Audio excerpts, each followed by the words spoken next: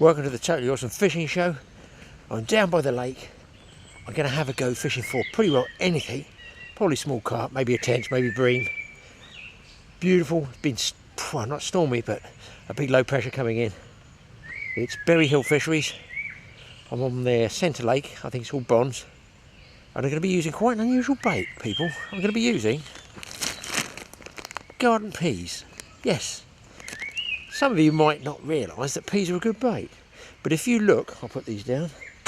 If you look on our playlist of the Totally Awesome Fishing Show, let's say, I'm going to point here and hope that Michael can put it up there. Put a little link or a picture to catching carp on a roast beef dinner, a complete roast beef dinner of every single piece I put in there. Absolutely, I mean, Yorkshire pudding, bits of roast beef, they ate everything. But one thing I did notice that they ate, and I was very surprised, they absolutely gorged on them with the peas. So I'm down here, I'm going to be fishing a margin rod close in. I'm going to be fishing one over by the island there and see if I can't actually get them going on peas. Must be something wrong with me. Well, people, it's a bit of a horror story with the rain. I've got the giant umbrella up. I've got my peas thawing out. Now these are just regular frozen peas, that's all they are. You can also get, I've got in my little goodie bag here, if I don't fall over, I'm trying to keep under the rain as well, some called marrow fat peas. I don't know who makes these, farrows whoever they are. Giant marrow fat peas. Some of you have had them with chips and stuff. Really nice. You can use those as well. And they're a large one with a larger hook, but I'm going to be using the standard peas. Just garden peas, look, straight out the supermarket. About £1 something for however much is in here, a kilo. I mean, these things are like mini green boilies. I'll show you what my rig up and setup is like. Okay, this might be something a little bit different for you. These things, I got them for conger pier fishing or for fishing off of platforms like this. I screwed, what I've done is I drill out and glue a nut in there that's the same thread as my normal bank stick with the backrests there. Then up the front here, there we go. Got my buzzer set up there, as you can see. Same thing, couple of wood bits of 3x2 glued together, screwed together. A nut in the base there to take the thread of this. And as you can see, that actually does do the trick. Now I can keep these fishing really low, that's the idea of it. I want to get the rod tops low, and that's the idea of it there. They stop beeping. And of course I can move them in, I can move them around, anywhere I want, and keep those rod tops low. Oh, right. Now, that's my bankside setup for the rod rest, a bit unusual. Maybe in retrospect I could have made this a little bit higher at the back, so I've got a bit of a slope on it, but it doesn't matter because some of these platforms, lovely to fish off, but you can't put your rod rest anywhere unless you get big extended ones and put them over the outside down into the mud. That's the way I've got these, and of course I can move them about. If I want to change swims, I can angle those wood blocks over there, put my chair over there, and I can fish the other way as well. So I've got a rod down in the margins and a rod over there, and it's my setup, an Avon rod. I think it's £6 line. I was talked into buying this line in the tackle shop. I wanted my trusty old beep beep beep line, which I'm not going to mention, they don't do me any favours, but it's a good line. And I was sold this stuff for about £9 a spool or something. It's a nightmare. It floats, it seems to retain coils and kinks in it, but I'm using it and I'm not happy with it, I have to say, and I fear it's going to be stripped off and I'll be going back with a line I normally use. I've got a link ledger here, a shot to stop it sliding down. It's on a link, as you can see. I'm hoping you can see this. It's a grotty day, just stopped raining, but I daren't take the camera outside the safety of the umbrella. Two swan shot, I call them. I think they're triple SHGs. For casting weights, I'm going to go over about 4 feet short of those bushes just over there. Don't want to go too close. And then I'm going about 15 inches to a barbless hook, which is, I suppose, about a size 10, I would guess it is, because these peas are a dream to hook. Now, you don't have to... Oh, I've lost the bag already open. There it is. Can't get over, man. Look, I mean, there's a kilo. There's a kilo in there, about £1 something. These are frozen ones. You could take them out the night before. I've tried to leave the ice in them because it keeps them quite firm. But obviously, if you cook them, they're going to go squishy. So even frozen, these are nice and soft. God, my nails are filthy. It's like I've been fishing with lugworm with Tony. There we go. There's the hook. There is the pea. I roll it around the shank like that. Now, I can leave it like that, or I can even roll a second one on there. I personally, I tend to like the single one, you know. I do tend to like the single hook. But you don't need to... Shut up, ducks. And jets. What is it? It's supposed to be in the countryside. I personally just like leaving it hanging like that. And I'm going to cast that one out. I don't really... I'm using a quiver tip rod, by the way, guys, because I'm doing 3 ways of watching the indications here. We let this 747 go through the trees. Out we go. Bosh, about 4 feet short. I wind about a foot or so, sink it in the rod rest, down in the backrest. It's on the buzzer. It's also on the quiver tip, so it's visual. And I'm also, so I'm sitting here watching the bow in the line where it enters the water for tweaks.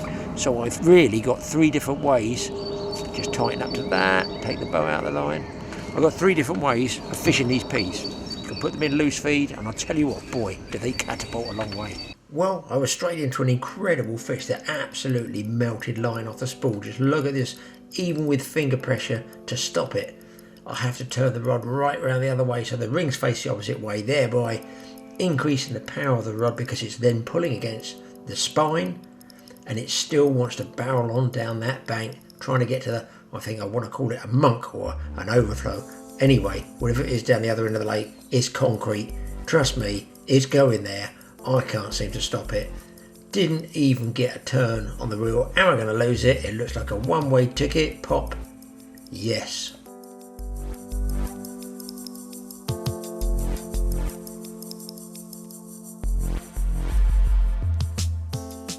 And there you go. I've got a fish hooked up. He is absolutely digging and digging.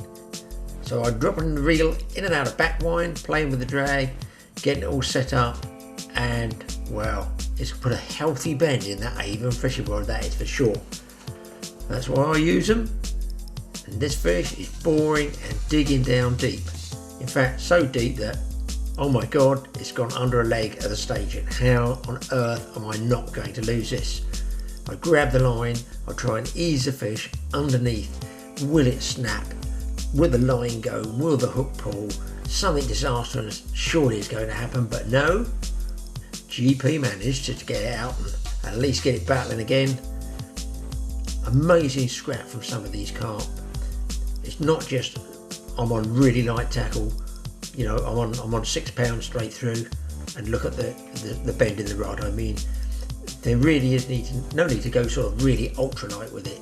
You get a great scrap and you can still, well, you can try bullying those fish. If they don't want to be bullied, they won't be. This one, fortunately, went into the net. A nice mirror, what I'll call almost a saddleback. For those of you who don't know what saddleback is, it's a mirror carp with scales all along its back, but this has got a few near the tail, so it's not really a true saddleback. And that's the kiddies that did the damage, yes. Plain peas, I think I paid £1.35. Well guys, that's what I'm talking about. Peas. Oh, do they work? I lost a really big fish early on. Big fish. Came right in the margins. And this is not a small one. Anyway, a great fish on an Avon rod. Single hook, single BB. He's still lively and kicking. I can't get the camera. This is going to be the only shot I get, guys, because it's tipping with rain. A great fish, pleased with that. Great scrap, unbelievable scrap. Took me under the staging and everything. How I never got bust off then, I do not know. Let's get it back, and I've got to get some more peas out there. Now they're a soft bait, so it's no use going to sleep in a bivvy, because that's not going to happen. These are going to get squashed off or eaten off by other fish as well. You need to be proper fishing, waiting, striking the fish. Bigger hook this time. I'm going to try and roll 2 on this and fish in the margins here. So it's worked with 1 fish. I've pulled out a 2, and oh man, I was so close to striking that. I think I had a line bite from one that was right under the rod top here and just moved out, went through my line. I think it was a line bite. Well, but at least the fish are moving here over the peas. This one is technical gone mad. a hook, a foot away, a BB shot. I'm literally lowering under the rod top. Fuck, I tell you. 4 or 5 feet away from the end of this wood staging. Drop it out there. Let it sink. I can see when the shot's on the bottom, the line stops going down, it stops. And I just close the bail gently, make sure my drag is set to give line, because I am fishing point blank at this stage. I'm just going to put it into the buzzer, rest it down there, barely tighten up to it. 2 ways of doing this. You can either tighten up to it, but I sometimes like to leave a little bit of slack, so if a fish moves over it, hopefully you don't get a line bite. And let me show you how I'm feeding. It's important really not to overstretch the catapult, because these peas really are missiles, and especially if they still got a bit of ice in them, they do go. And there's no question, if I put 3 or 4 in there, I could probably send them right over on the other lake at about 50 yards up on the bank. You don't need to throw them out far, close to the back, underneath the rod top. Watch this while I'm baiting, guys.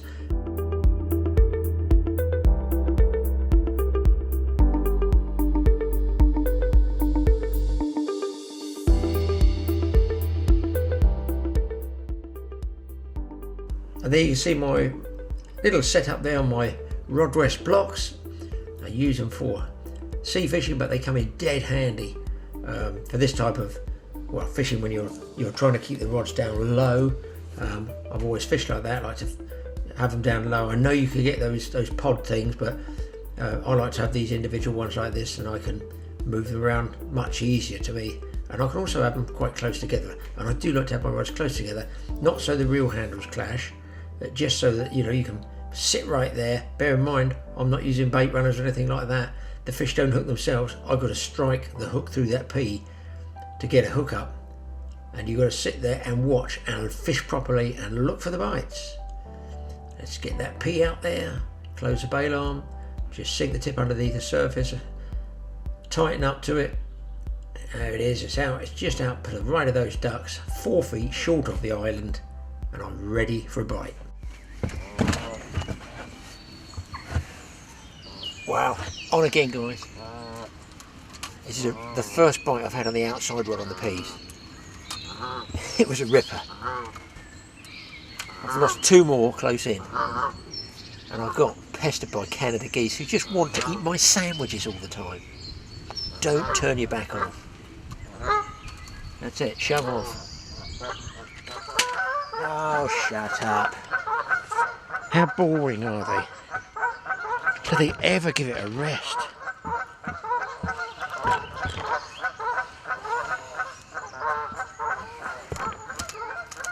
Wow, this one's going well.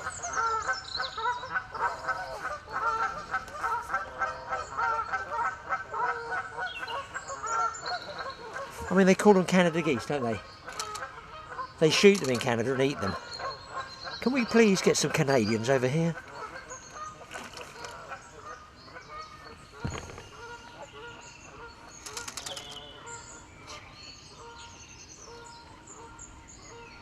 Come on.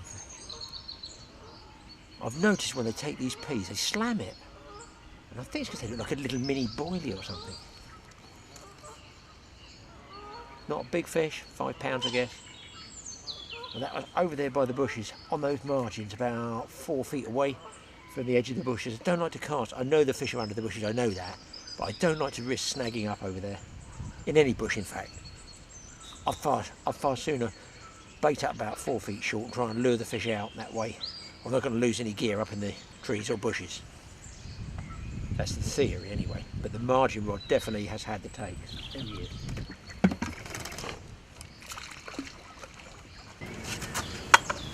There we go, guys, just a small common carp. But get him in the water and get those peas back out there.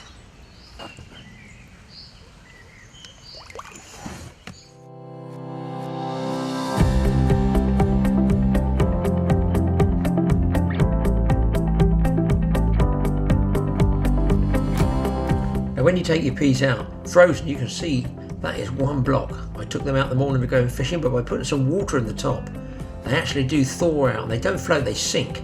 so the ice stays on the top, and the fresh peas, as they thaw off, are they're nice and soft. No need to cook them whatsoever, straight out the packet. Then you can see you can use what you want and leave the rest in a frozen block, and if you're going home and they're still frozen, you can use them on another trip. And here you can see how they thawed out in the water. Cut the top off the packet, put a bit of water in there.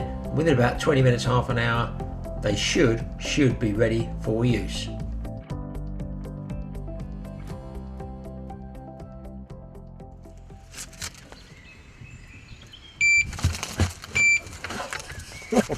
Mouthful of sandwich at the same time, people. What do I put in here? Cheese and pickle? Peas?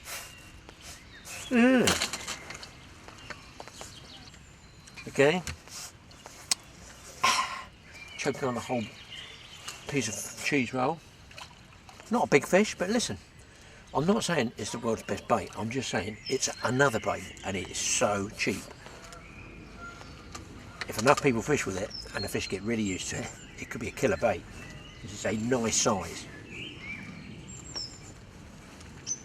Let's have a look at you. Very, very black common carp. He should be eating more greens. It's still raining. I've still got to leave the camera inside, unfortunately. Ah, yuck.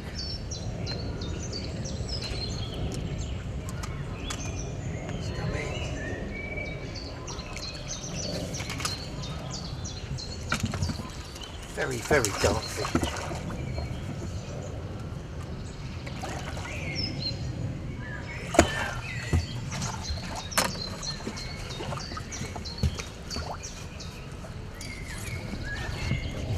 Well, that one is, folks.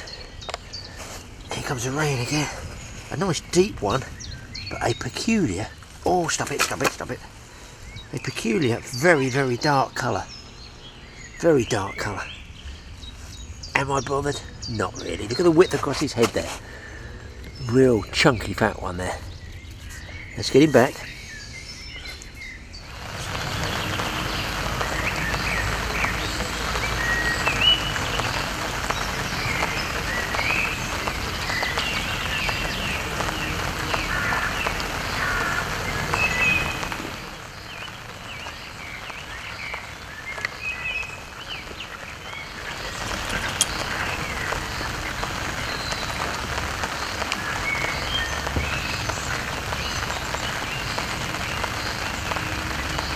I was just trying to film that heron, guys, and the rod nearly went in.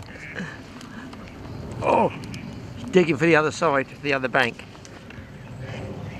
I'm sitting down, filming the heron, trying to keep the camera dry in the rain, and the rod suddenly leapt out the rest. I got about 3 beeps on the buzzer, and that was it.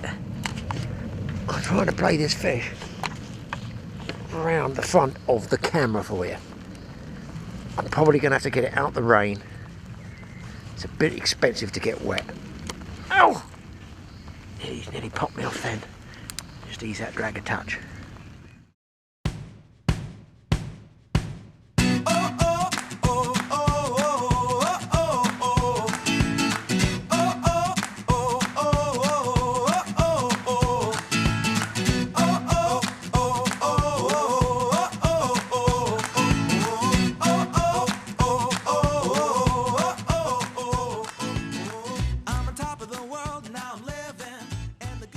And there we go, guys, something completely different.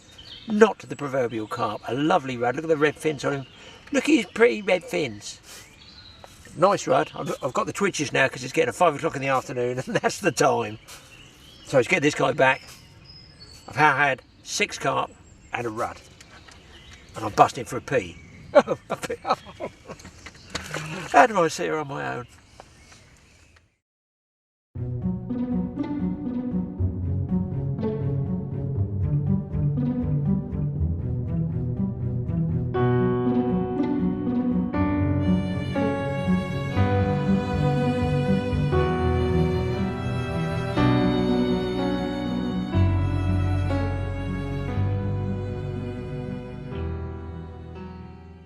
Got a lump on this time. Underneath almost under the staging, I just saw the line tweak and just start to move. I thought, is that a rudd taking it? Big rudd. If I get it in.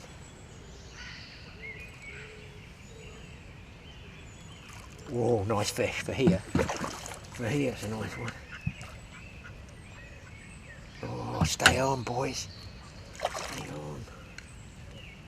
I'll tell you what, I've pinged a few off today. I don't know whether it is the bait itself. Maybe masking the hook. I should go a little bit bigger on the hook size, perhaps. Job to say, really.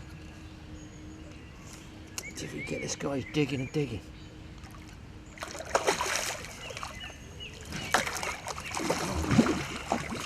No, I missed him. I really screwed the netting up by rushing it. Oh yeah. This one is mat material, people. This is a nice fish. What a beauty to finish the trip with. Oh my word. Just saw the line tweaking. Just turn over, get him unhooked. Hook falls out. Great thing about barbless. Very, very wide across the back, this one. I'd say he's not a million miles away from the magic 10 pounds. I'm soaking wet, my feet are wet. There we go. And nice markings on this one. Look at that one, peeps. That is as close to 10 as you're going to want, and it's just, oh, come on now, calm down. You're going to be on YouTube now. You've got to be famous. Beautifully marked. I would say this is a fully scaled mirror carp. There we go. Now folks, I'm trying to set the scene with the atmosphere here. Beautiful, peaceful, serene. Just watch that left rod though. Holy smoly. Oh my God. I think that was on camera, guys. I think that was on camera. There I was doing all the arty-farty shots and the rod's going to disappear out the nest. Something always happens on the Totally Awesome show. Let's get that one out the way. I'd love to get this fish for you. Let's zoom back. You can tell I wasn't getting any bites for a while because I was getting all arty. Wait a minute. Manual, automatic. Here we go again. I'm going to leave that rod just resting there. I think I'm safe with that one. OMG. The rod was on the way. I'm hoping you guys got to see that bite as well, because it wasn't exactly a nibble, was it? I don't really like bringing this big camera out on this deck. It's slippery. I could go in, that's one thing. Get myself organised. What a session, boys. Straight peas. Peas, please. Louise. Don't think it's as big as that last one. It's number 10. My God, I hope that came out, because that is point blank carp fishing at its best. That's what I love about it. Never mind all that distance stuff with 3-pound test curve rods. Underneath the rod top, Avon rod, 6-pound line, straight through, crash. Oh. Or not, as the case may be. Chihuahua. Oh, he's going for the bushes. Come out, come out, you son of a gun. Oh, shit. Oh, his quiver tip rod's folded. Oh, he's digging for the bushes. He's going to make it. No. Come on, stay on top. Ooh. Missed my chance. Missed my chance of getting on a second circuit.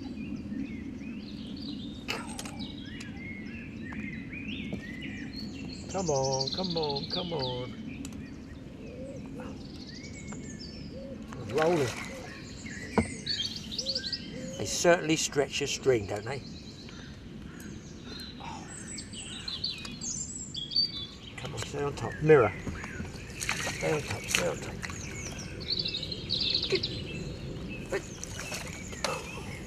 Oh my God. It's another very, very respectable lump. Well,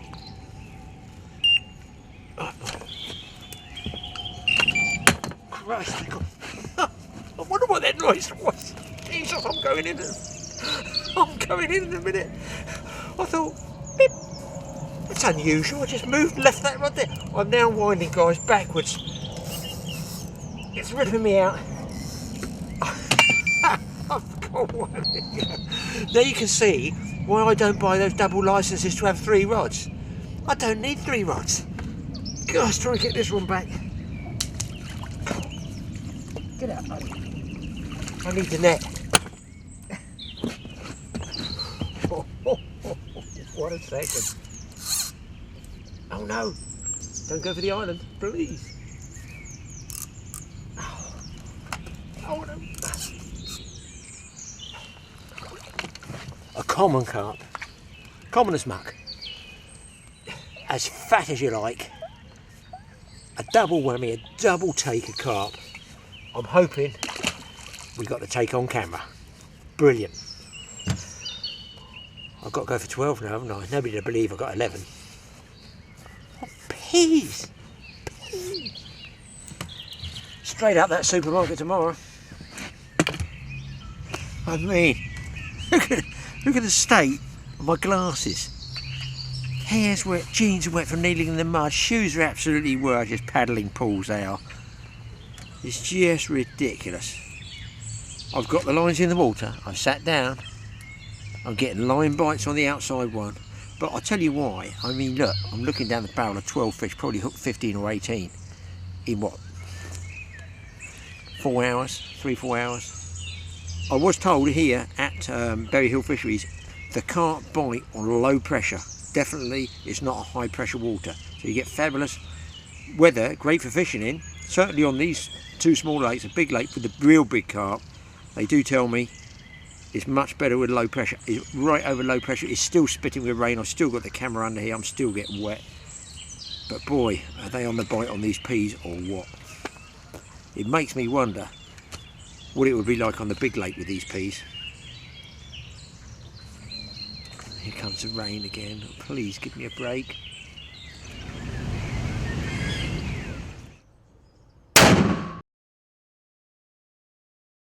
Now here, folks, is an adult and a young coot, and a second young coot, closely followed by a male mallard.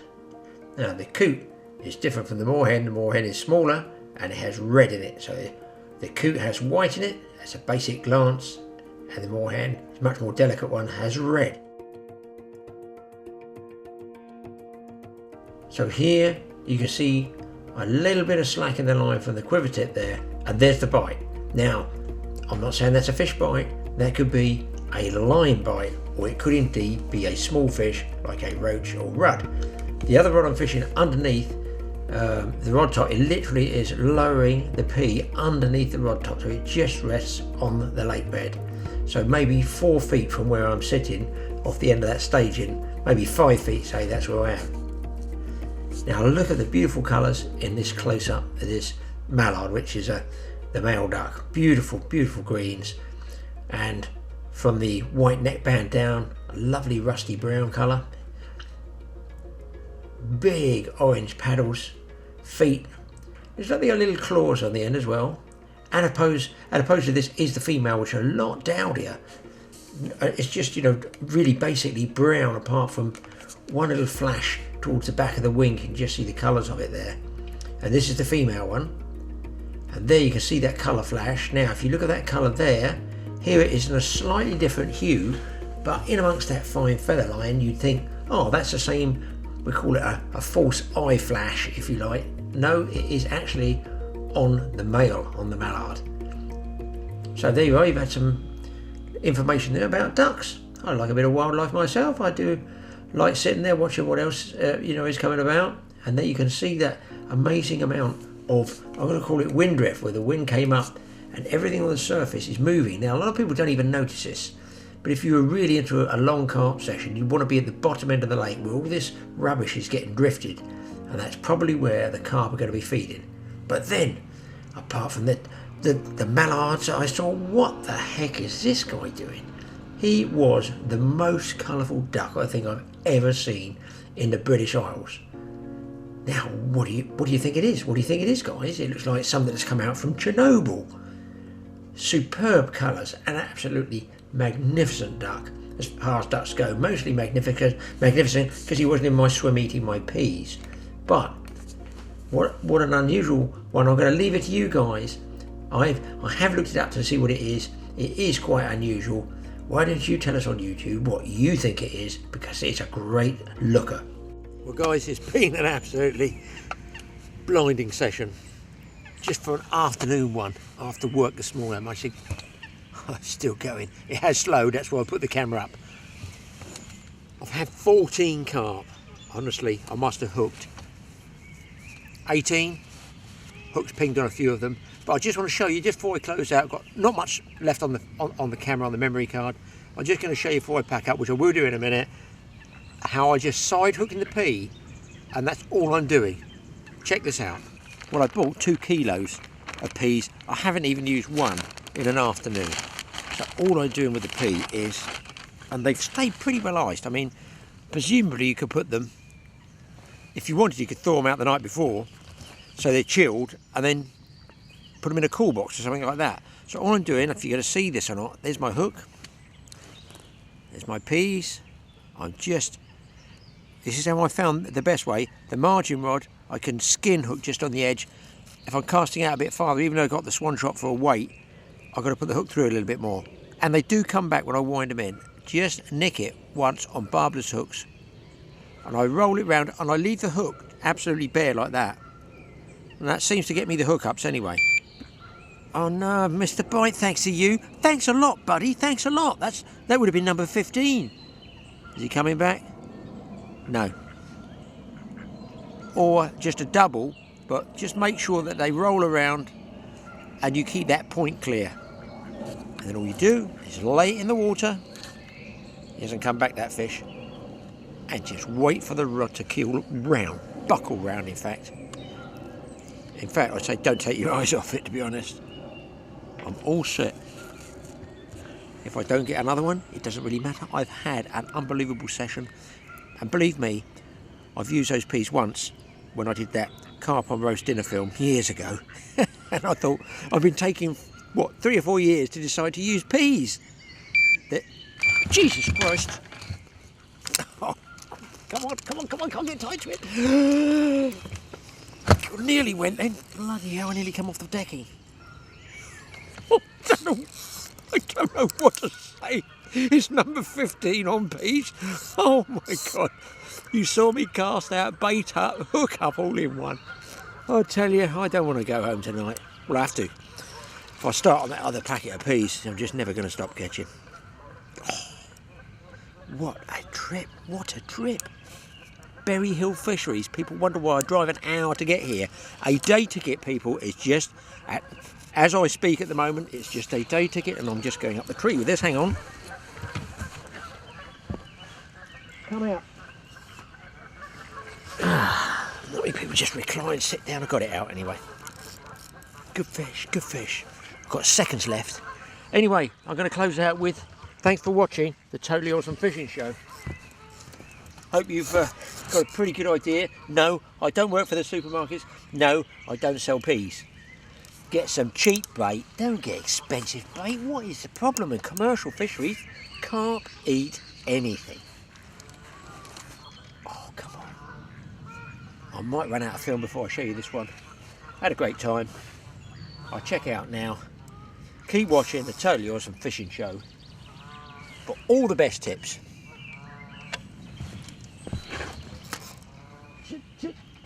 Oh, it's a common. I gotta get it. Quick. Keep his head up, Graeme. Keep his head up. Get. Oh, you son of a... Oh,